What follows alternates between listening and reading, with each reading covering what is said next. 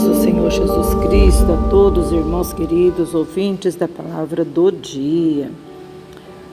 Que o Senhor Jesus venha nos dar graça, entendimento da sua palavra para nós ser alimentados, para que a nossa alma fique satisfeita da bondade de Deus. Em 2 Reis, no capítulo 4, Eliseu aumenta o azeite da viúva.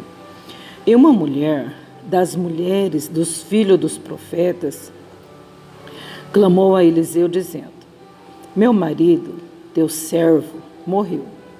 E tu sabes que o teu servo temia ao Senhor. Porém veio o credor para levar os meus 2 filhos para serem seus escravos. E Eliseu lhe disse: que te hei de fazer? Dize-me que o que tens em casa. E ela disse: tua serva não tem nada em casa, senão uma botija de azeite. Então disse ele: vai, pede emprestados de todos os teus vizinhos vasilhas vazias, não poucas. Então entra e fecha a porta atrás de ti e de teus filhos. Então deita o azeite em todas aquelas vasilhas e põe a parte que estiver cheia. Então ela foi e se trancou com seus filhos. Eles lhes traziam as vasilhas e ela as enchia. E sucedeu que, enchendo todas as vasilhas, disse a seu filho: traze mais ainda uma vasilha. Porém ele disse: não há mais vasilha alguma. Então o azeite parou. Então veio ela e o fez saber ao homem de Deus o que lhe havia sucedido. E ele disse: vai, vende o azeite, paga a tua dívida, e tu e teus filhos vivei do resto. Glória a Deus. É interessante a palavra do Senhor, né? Da qual que está relatando sobre a viúva. Essa mulher viúva, e logo a seguir já vai falar da outra mulher, da sunamita, né? A palavra do Senhor veio nessa manhã trazendo esse assunto tão pregado nas igrejas sobre azeite, sobre essa viúva, da qual a mulher já sozinha, criando seus 2 filhos, né? E pronto, veio os credores, porque hoje, se um homem morre e deixa dívidas, a sua dívida é cancelada. Em alguns assuntos, claro. Mas aqui no caso, essa mulher, ela teve que assumir essa dívida que o marido deixou. Que não é fácil, né? Vai saber qual era o valor dessa dívida, porque era bem alto, né? Para levar os meninos para trabalharem, para pagar essa dívida, devia ser uma dívida alta, né? Mas esse homem que faleceu, ele era um servo de Deus, ele era crente, ele era um seguidor de Deus, mas acontece que isso pode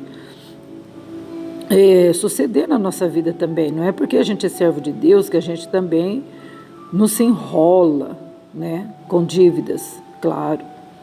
Às vezes a gente faz um negócio, um plano, a gente fala: não, vai dar certinho, isso aqui vai caber no meu orçamento. Aí quando chega o dia de pagar, o seu orçamento, né, não foi aquilo que eu pensei, e a pessoa acaba se enrolando mesmo, né?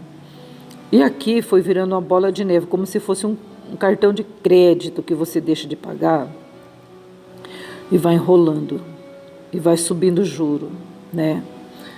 Eu creio que essa situação desse homem aqui estava bem enrolada mesmo. Pronto, o homem morre.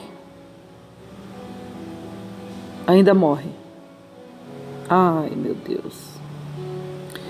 E aqui aconteceu? Aconteceu que essa mulher começou a sofrer perseguição, cobrança. Que difícil, né? A pessoa ficar batendo no seu portão, te pressionando para você pagar e você não ter com o que pagar. Eu acho que aquelas crianças eram adolescentes, né? Os filhos dela, pré-adolescentes, né? Jovezinhos.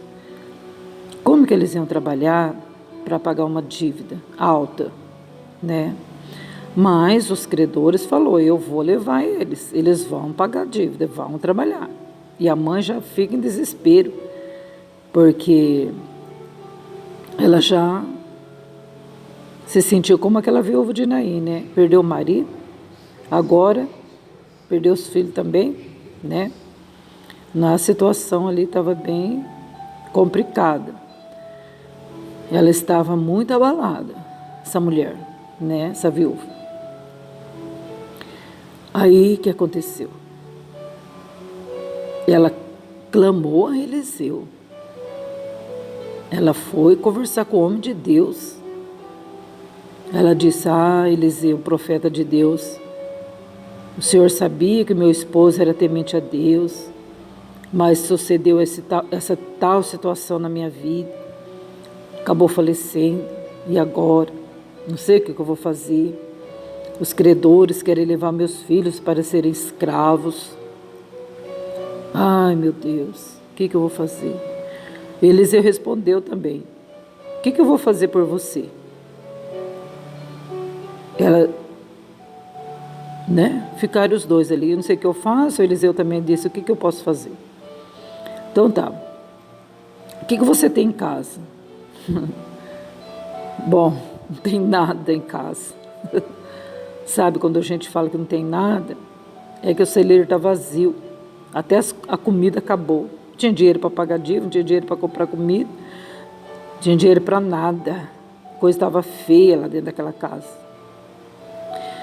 Eu não tenho nada, ela respondeu para Eliseu.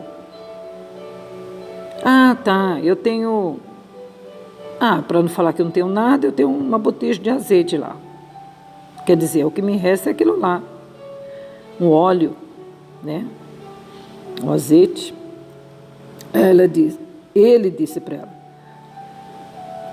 faz o seguinte, empresta vasos dos vizinhos, dos parentes, empresta vasos.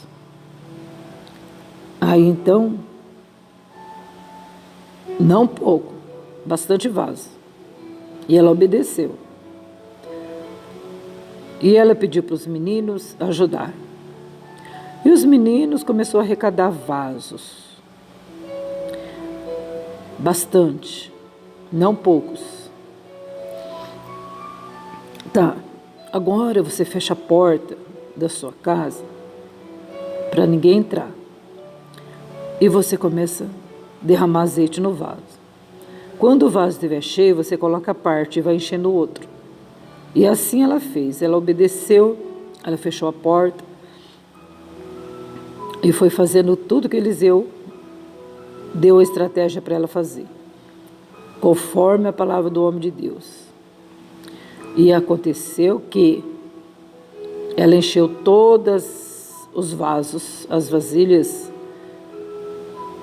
e foi colocando a parte. Aí, quando acabou as vasilhas, ela falou assim, traz mais uma, filho. Traz mais uma aqui.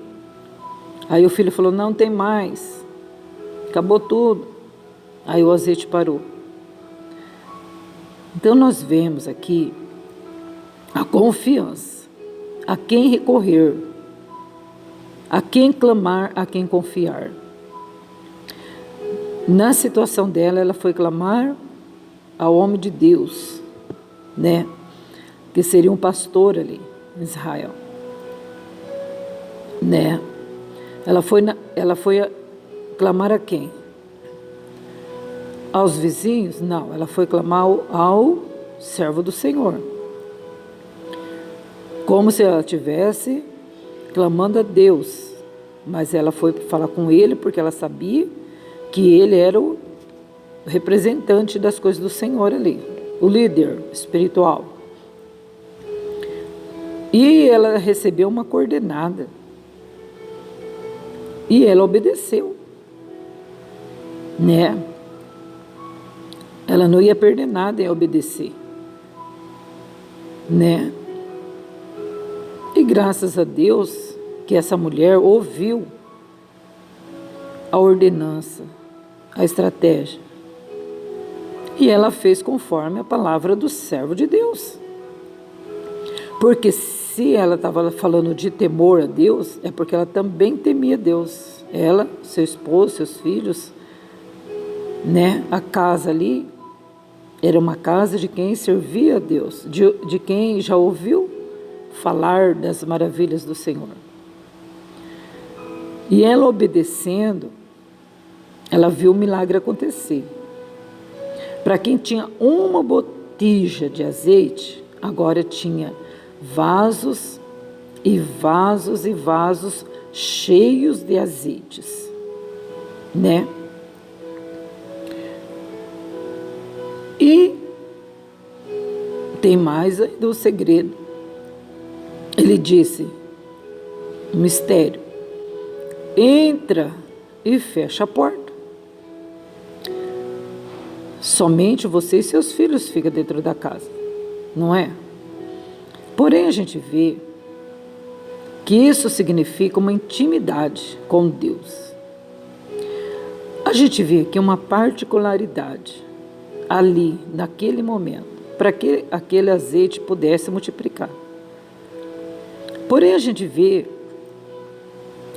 que para emprestar os vasos, eles saíram pelas casas, as pessoas ficaram tudo curiosas, mas na hora de receber a bênção, na intimidade, tiveram que fechar a porta, para que os outros não viessem entrar, nem os curiosos.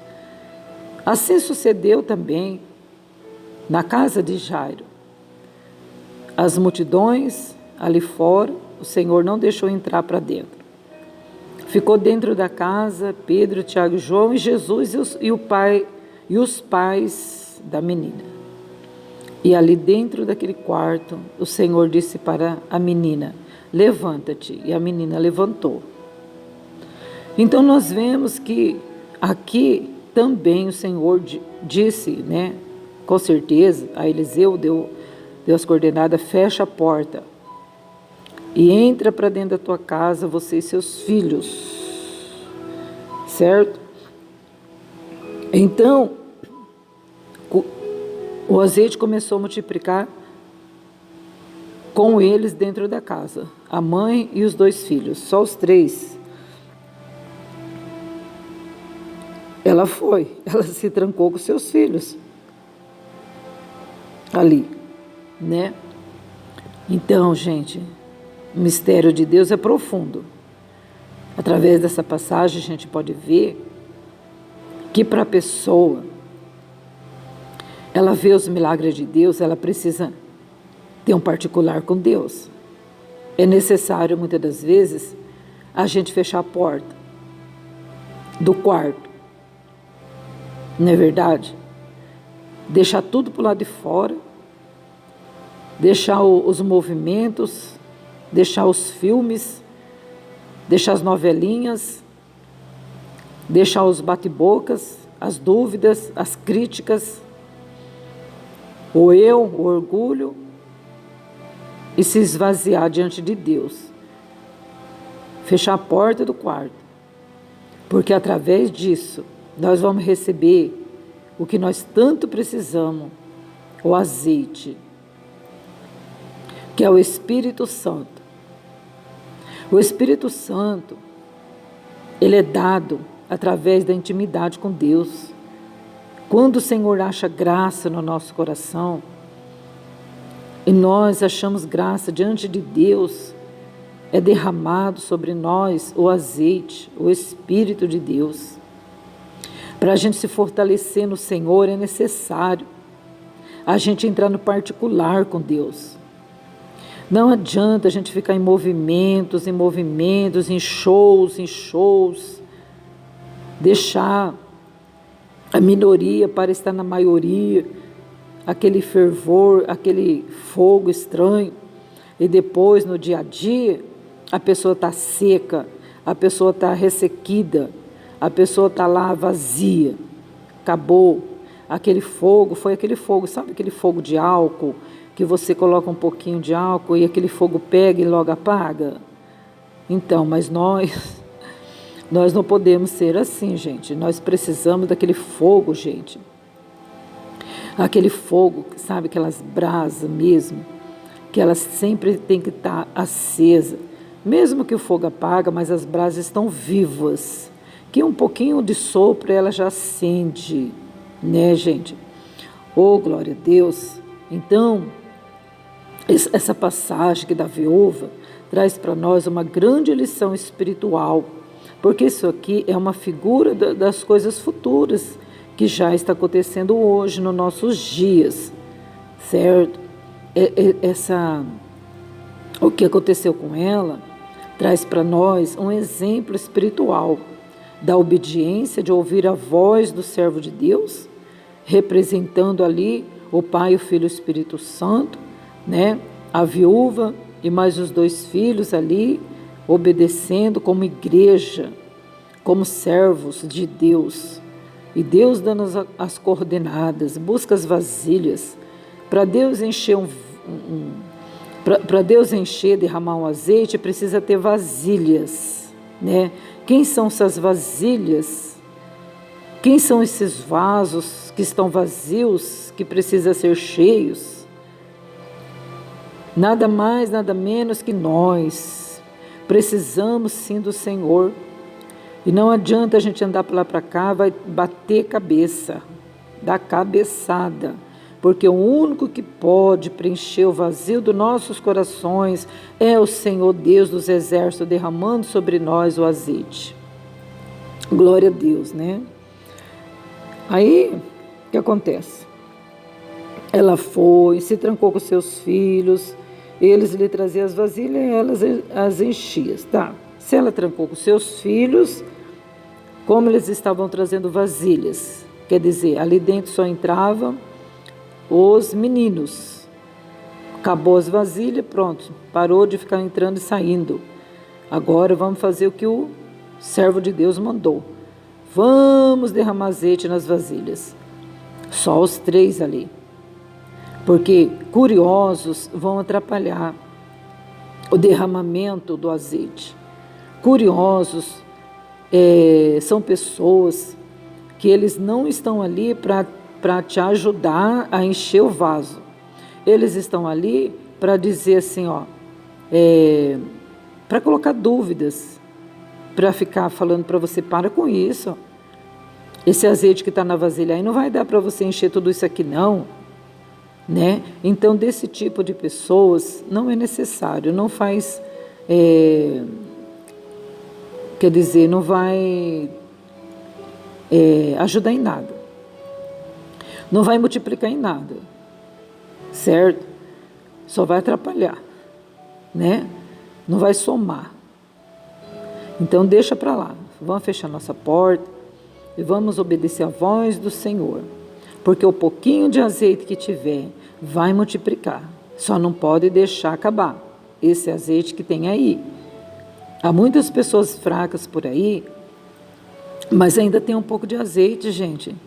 Vamos fazer com que esse azeite venha se multiplicar, né? Ainda tem vida, ainda tem esperança aí. Ah, mas é pouquinho. Mas esse pouquinho, gente, o Senhor transforma em muito, né? Vamos entrar no quarto e vamos dizer para o Senhor, Senhor, esse pouquinho que tem aqui, o Senhor pode transformar, Senhor. Tira, Senhor, lá do fundo, papai, e faz transbordar, Senhor, esse azeite que ainda resta um pouquinho de fé aqui, Senhor. Eu estou, Senhor, como barca deriva, mas eu tenho certeza, se o Senhor multiplicar esse azeite, eu tenho certeza, papai, que eu vou chegar no rumo celestial, no rumo certo, eu vou chegar no porto. Glória a Deus, né? Gente, vamos lá. E sucedeu que, enchendo todas as vasilhas, disse a seu filho, traz-me ainda uma vasilha. Porém ele lhe disse, não há mais vasilha alguma. E o azeite parou. Enquanto tinha vasilha, o azeite estava multiplicando. Acabou as vasilhas, o azeite parou. Por que o azeite ia continuar né, se multiplicando, se não tinha mais vasilhas para colocar, não é verdade? Então é assim mesmo, onde tem vasilha, onde tem um vaso de Deus, o azeite do Senhor é derramado. Glória a Deus. Então vamos se fazer vasilhas, vamos se fazer vasos para Deus, para que o Senhor Jesus Cristo venha encher, né? Encher de azeite. Tem muitas pessoas que ficam só dizendo, eu estou fraco, eu estou cansado. Gente, nós precisamos do azeite. Como que a gente vai buscar? Vamos clamar na pessoa certa. Vamos buscar. Aonde que a gente vai buscar? Em casa, deitado, chorando? Nós vamos ficar lamentando? Não vai ganhar nada não, vai ficar pior a situação, né, gente? Mas se nós se levantarmos e clamarmos, olha, ela clamou ao homem de Deus, representando o quê? A casa do Senhor, o pastor da igreja, representando o líder espiritual, aquele que se responsabiliza pela vida espiritual da pessoa, né? Quantas pessoas dizem, eu não vou lá na igreja não, vou conversar com aquele pastor lá é isso, é aquilo, é vírgula, né? É ponto de exclamação, é ponto de interrogação. Gente, nós precisamos obedecer. Se nós não obedecer à palavra de Deus, não tem multiplicação, não tem vitória. Se nós não entrar pelo caminho da obediência, a gente não alcança nada. Clamar ao homem de Deus significa, eu vou pedir ajuda em oração, eu vou me humilhar, mas o negócio é humilhar, né? Ser humilde não é que né? Por fora aquela santidade, aquela mansidão, mas por dentro é uma cobra. Não, isso aí não é humilde, isso aí não é humildade. Humildade é reconhecer os nossos pecados. Humildade é nós se humilhar, reconhecendo que a gente precisa de mudança. A gente precisa se curvar muitas das vezes, mas se curvar no lugar certo, no momento certo e para quem, né? Para o nosso Deus. Mas precisamos de orientações. Precisamos de alguém que venha dar um conselho, né? Porque não vê a situação de Ana? Eli meteu a boca nela. Não foi? Eli falou, sua bêbada, sua embriagada. Até quando você vai ficar bebendo, sua embriagada? Então, aquele pastor lá, era para ela nunca mais pisar o pé lá daquela igreja, não é verdade? Porque aquele pastor lá não foi muito legal, não é? Ele não massageou o ego dela, não é? Não falou, oi Aninha, queridinha, meu amor. Não, ele falou assim, eu sou embriagada, né? Mas contudo, o que aconteceu? A humildade é isso, é reconhecer os nossos pecados, as nossas faltas, e saber que a gente depende sim, de um dos outros, principalmente do nosso líder, principalmente daquele que está na frente da obra, com pecado, sem pecado, com suas faltas, com suas fraquezas, mas devemos saber que ele está ali porque o Senhor o constituiu. Não é verdade, gente? Aí então, ela recebeu a vitória dela. Ela recebeu a bênção dela. E quem criou o filho dela? Aquele pastor lá. Não foi? Foi Eli que criou o filho dela depois, não foi? Então, é isso aí. Eliseu estava aqui também nessa posição de líder espiritual. Ele falou assim, o que é de fazer por você? O negócio é o seguinte, vai lá, pega vaso, tal. E ela obedeceu. A obediência transforma a nossa vida. A desobediência faz a gente perder muitas coisas. A desobediência faz nós ser destituídos do reino dos céus. A desobediência faz nós andar no caminho cego, né? Cegamente, em trevas. Obedecer é melhor do que a gente sacrificar, né? Aí então, o que aconteceu? Ela fez o que o profeta disse, né? Os vasos estavam todos cheios de azeite.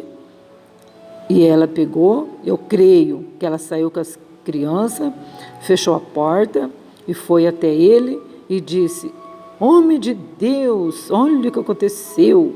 Aquela botija de azeite que eu tinha deu para me encher todos os vasos. Olha, e agora? O que eu faço? Aí o profeta Eliseu falou assim: agora sabe o que você faz? Você vai vender esse azeite, você vai pagar a tua dívida, tá?